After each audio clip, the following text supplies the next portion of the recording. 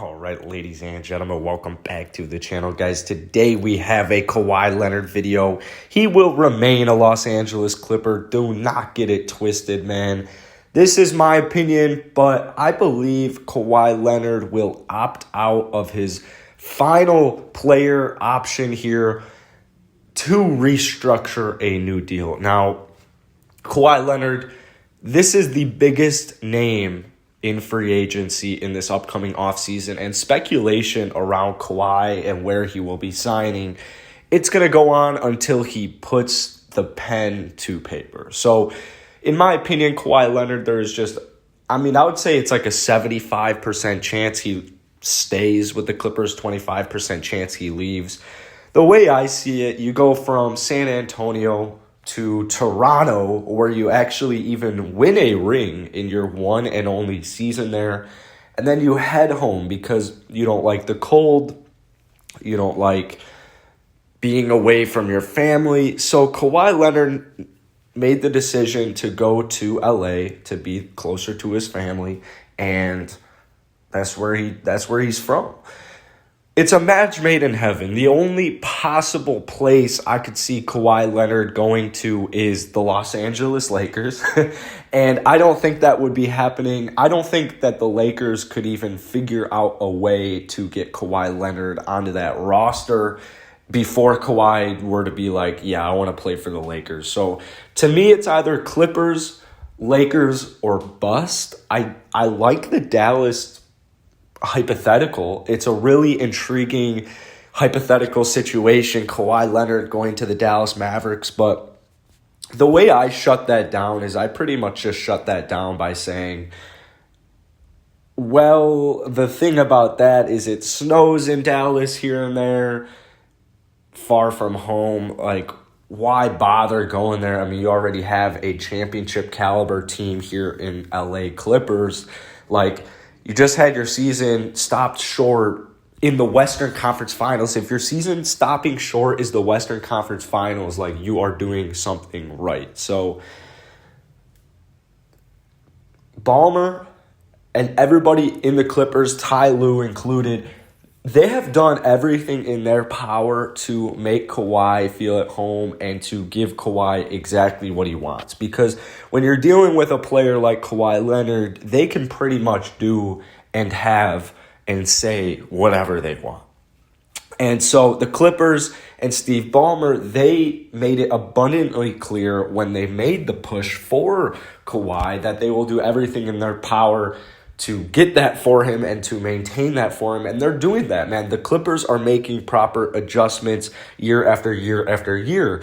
This last season, they got Ty Lue as their head coach, and I think Ty Lue has done a great job at not only unifying them as a team, but getting them to play harder and getting them more wins in the end of it. Because Ty Lue, to me, is one of the NBA's most underrated coaches. I do not understand the hate for Ty Lue. I think it's probably just because he was associated with LeBron, because he coached LeBron James.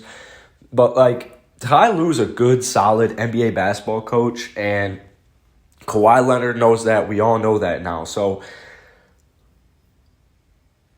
75% chance. That's where I'm going to put it at. But, man, like, the Clippers, they just haven't done anything, in my opinion, to lose him. Paul George, yeah, he didn't show up too much, or he didn't have the best Game 6 against the Phoenix Suns, but in all the elimination games prior to that series and then the elimination games prior to the Game 6 loss, like, you look at that series prior to the Game 6 loss, Paul George did a very good job. And I think the Clippers, honestly, man, I really think they just need a point guard. I think they need a somewhat coherent point guard to kind of run the show for them. And I know there have been some rumors. There have been a ton of reports about Kemba Walker possibly making his way to the Clippers. There have been reports about every point guard possibly, John Wall possibly making his way to the Clippers. If they had Rondo, not if they had Rondo.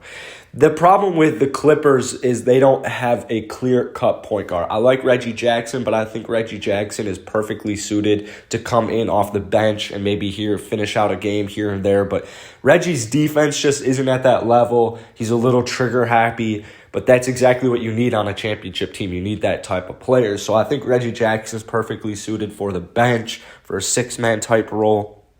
And then Patrick Beverley, I actually like Patrick Beverley. I just don't think that he is that main guy, right? I don't think he's that main championship caliber point guard.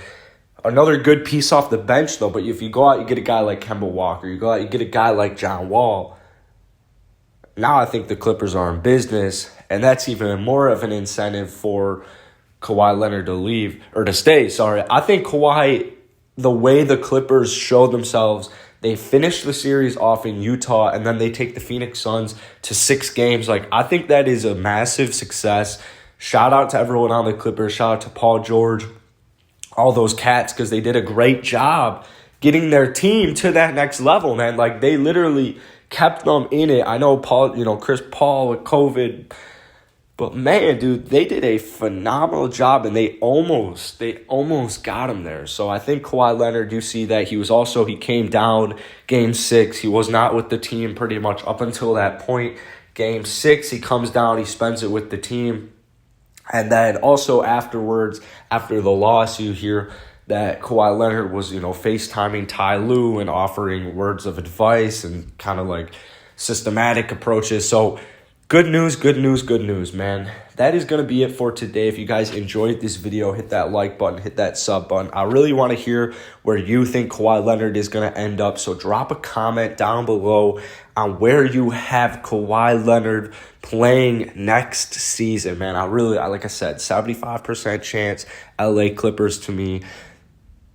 There is always a chance of the unknown happening. So we'll see you until then. Peace.